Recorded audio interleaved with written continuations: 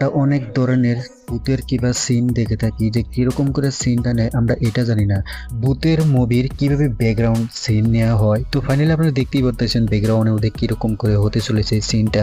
তো আরো পরবর্তী এরকম এরকম আপনাদের কাছে নিয়ে আসবো এরকম সিন শুটিং। তো আপনারা দেখতেই পাচ্ছেন ব্যাকগ্রাউন্ডে একটা মেয়েকে ঝুলিয়ে রাখা হয়েছে এখানে, তার মানে ওকে ভূতটা ধরে ফেলেছে। তো ফাইনালি আপনারা এখানে শুটিংটা আরম্ভ হয়ে গেছে। তো কিরকম করে ব্যাকগ্রাউন্ডটা সিনটা নেওয়া হচ্ছে তো আপনারা দেখতেই পাচ্ছেন। তো আরো দেখাবো আপনাদেরকে, অপেক্ষা করুন আর চ্যানেলটাকে সাবস্ক্রাইব করুন। এখন নেওয়া হবে তান্ত্রিকের সিন, তো কিভাবে করতে হয় এটা তান্ত্রিককে দেখায় দিতেছে। তো ফাইনালি আমরা দেখতেই পাচ্ছেন তান্ত্রিককে কিভাবে বুঝাইতেছে। তো আপনারা তো দেখতেছেন যে বুঝতেছেন না কি কি। এখন শুটিংটা আরম্ভ হবে তান্ত্রিকের। দেখুন এখন পুরো পাটা স্টার্ট করা হয়েছে। তো ক্যামেরা রেডি, এখন সিনটা স্টার্ট। Wow, very nice. তো হ্যাঁ, তান্ত্রিক কিন্তু বাতাসে হেলে যাচ্ছে, কিন্তু পড়ে যাবে কিন্তু পড়তেছে না, কিন্তু কেমন করে পড়বে। তো এটা শুটিং চলছে, এটা বাস্তবে না, বাস্তবে হাতে ফিল্মে হাতে কোনো ম্যাচ হয় না।